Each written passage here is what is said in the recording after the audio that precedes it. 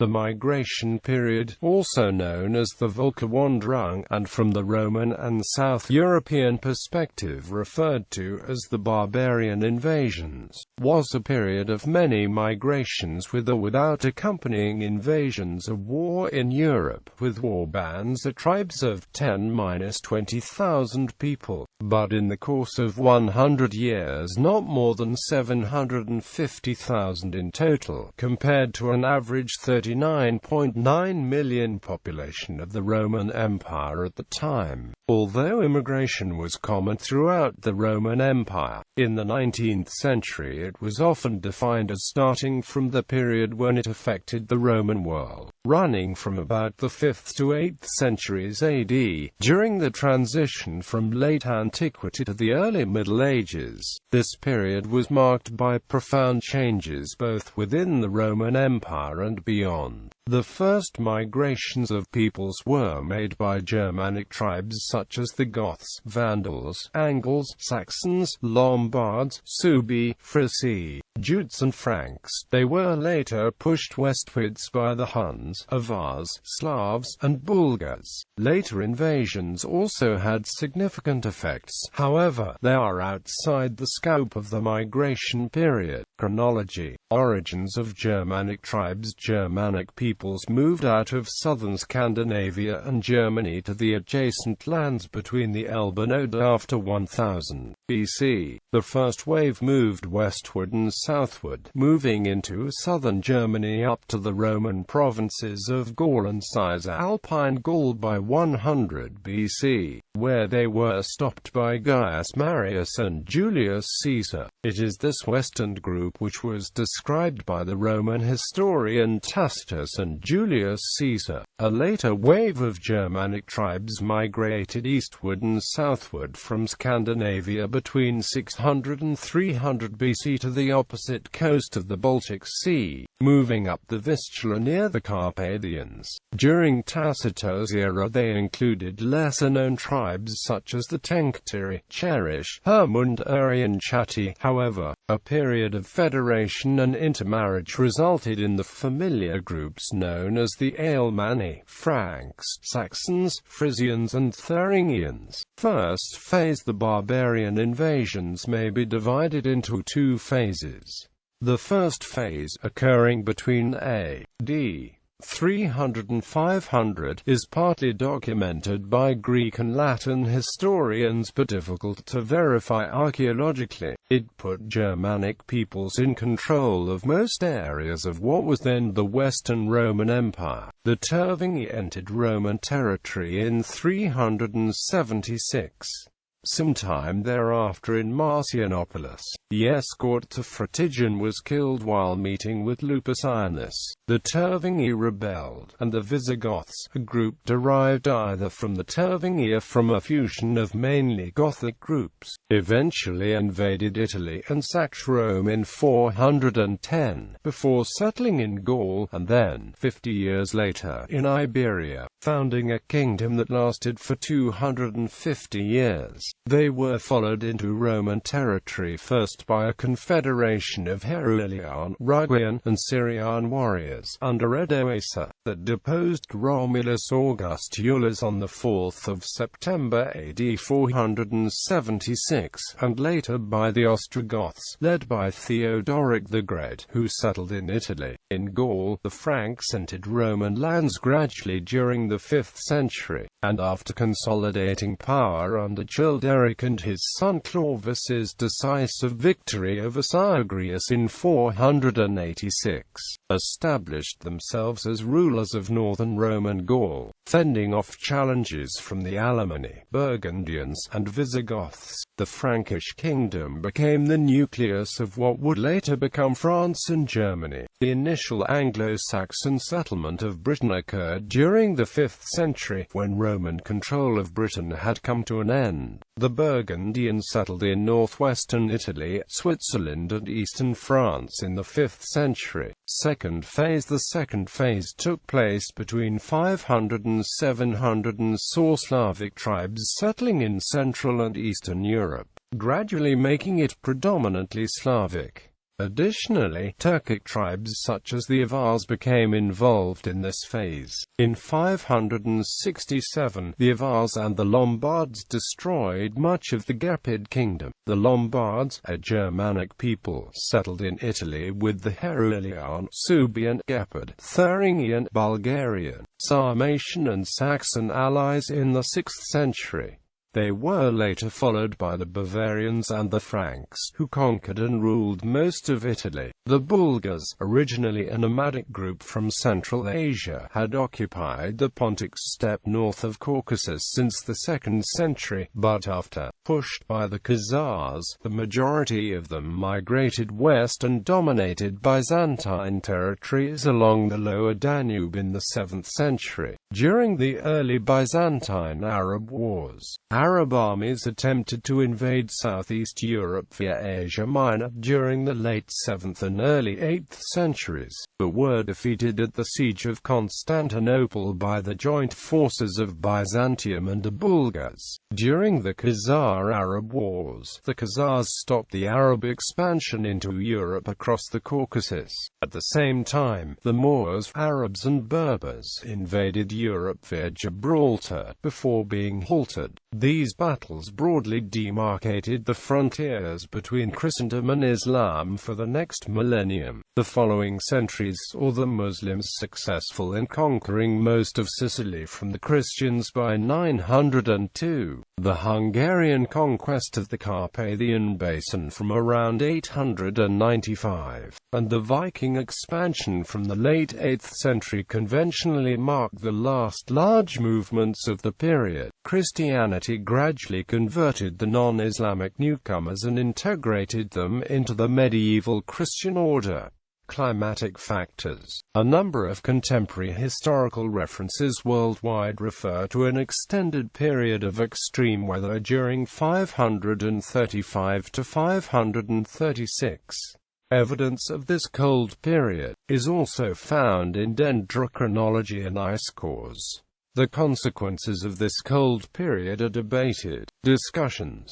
Barbarian identity. The analysis of barbarian identity and how it was created and expressed during the barbarian invasions has elicited discussion among scholars. Herwig Wolfram, in discussing the equation of migratio gentium with Völkerwanderung, observes that Michael Schmidt introduced the equation in his 1778 History of the Germans. Wolfram observed that the significance of gens as a biological community was shifting even during the early Middle Ages. To complicate matters, we have no way of devising a terminology that is not derived from the concept of nationhood created during the French Revolution. The primordialistic paradigm prevailed during the 19th century. Scholars such as German linguist Johann Gottfried Herder viewed tribes as coherent biological entities, using the term to refer to discrete ethnic groups. He believed that the folk were an organic whole, with a core identity and spirit evident in art, literature and language. These were seen as intrinsic characteristics unaffected by external influences, even conquest. Language, in particular, was seen as the most important expression of ethnicity. They argued that groups sharing the same language possessed a common identity and ancestry. The Romantic ideal that there had once been a single German, Celtic or Slavic people who originated from a common homeland and spoke a common tongue helped provide a conceptual framework for political movements of the 18th and 19th centuries such as Pan-Germanism and Pan-Slavism. Beginning in the 1960s, a reinterpretation of archaeological and historic evidence prompted scholars to propose new models for explaining the construction of barbarian identity, maintaining that no sense of shared identity was perceived by the Germani. A similar theory has been proposed for Celtic and Slavic groups. This theory states that the primordialist mode of thinking was encouraged by a prima facie interpretation of Greco-Roman sources, which grouped together many tribes under such labels as Germani, Celtwar, Sklavnoi, Modernists argue that the uniqueness perceived by specific groups was based on common political and economic interests, rather than biological or racial distinctions. The role of language in constructing and maintaining group identity can be ephemeral, since large-scale language shifts occur commonly in history. Modernists propose the idea of imagined communities. The barbarian polities in late antiquity were social constructs, rather than changeless lines of blood kinship. The process of forming tribal units was called ethnogenesis, a term coined by Soviet scholar Julian Bromley. The Austrian school popularized this idea, which influenced medievalists such as Herwig Wolfram, Walter Pohl and Patrick Geary. It argues that the stimulus for forming tribal polities was perpetuated by a small nucleus of people, known as the Traditionskern, who were a military or aristocratic elite. This core group formed a standard for larger units, gathering adherents by employing amalgamative metaphors such as kinship and aboriginal commonality, and claiming that they perpetuated an ancient, divinely sanctioned lineage. The common, track-filled map of the Völkerwanderung may illustrate such course of events, but it misleads. Unfolded over long periods of time, the changes of position that took place were necessarily irregular. Periods of emphatic discontinuity. For decades and possibly centuries, the tradition bearers idled, and the tradition itself hibernated. There was ample time for forgetfulness to do its work.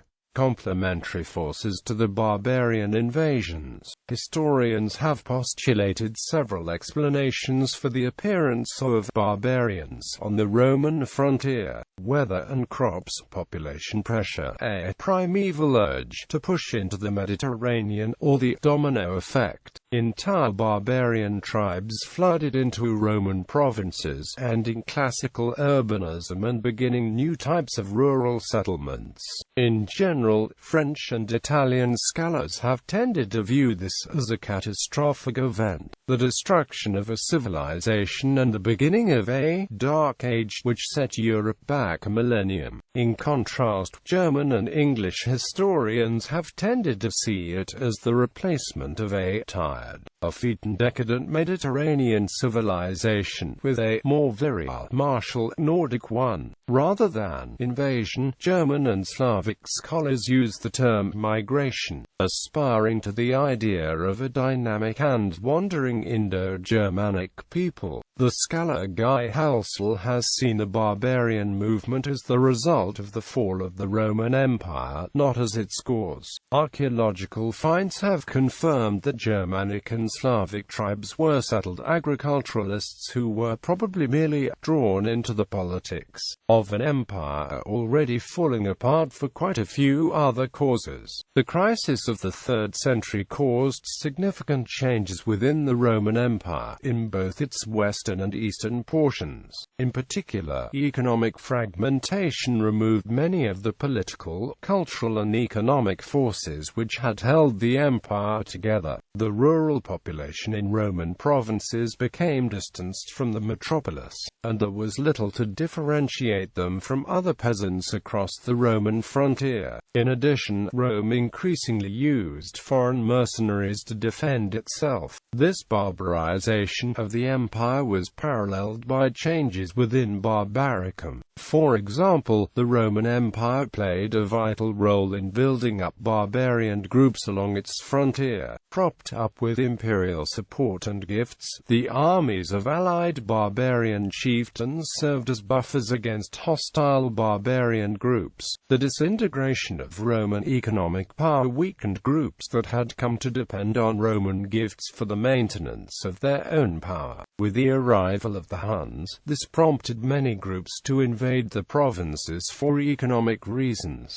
The nature of the barbarian takeover of former Roman provinces varied from region to region. For example, in Aquitaine the provincial administration was largely self-reliant. Halsall has argued that local rulers simply handed over military rule to the Ostrogoths, acquiring the identity of the newcomers. In Gaul the collapse of imperial rule resulted in anarchy. The Franks and Alemanni were pulled into the ensuing power vacuum, resulting in conflict. In Spain local aristocrats maintained independent rule for some time, raising their own armies against the Vandals. Meanwhile, the Roman withdrawal from a lowland England resulted in conflict between Saxons and the Brythonic chieftains. The Eastern Roman Empire attempted to maintain control of the Balkan provinces. Despite a thinly spread imperial army that relied mainly on local militias and an extensive effort to refortify the Danubian limes, the ambitious fortification efforts collapsed, worsening the impoverished conditions of the local populace and resulting in colonization by Slavic warriors and the families.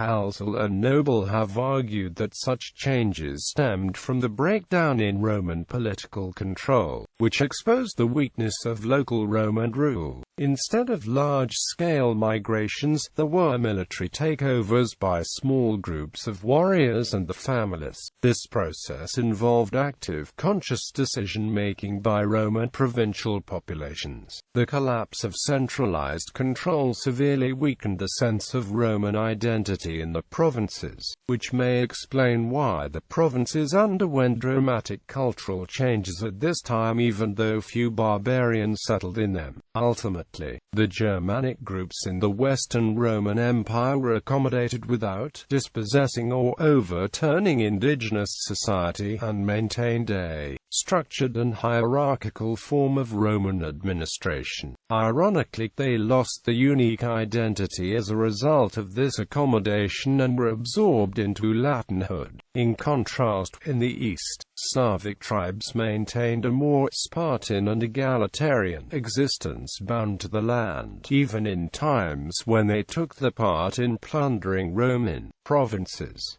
Their organizational models were not Roman, and the leaders were not normally dependent on Roman gold for success. Thus, they arguably had a greater effect on the region than the Goths, Franks or Saxons had on theirs. Ethnicity, based on the belief that particular types of artifacts are thought to indicate the race and/or ethnicity of the person buried. The culture or history school of archaeology assumed that archaeological cultures represent the heimat of tribal polities named in historical sources. As a consequence, the shifting extensions of material cultures were interpreted as the expansion of peoples. Influenced by constructionism, process-driven archaeologists rejected the culture or historical doctrine. They marginalized the discussion of ethnicity altogether, and focused on the intra-group dynamics which generated such material remains.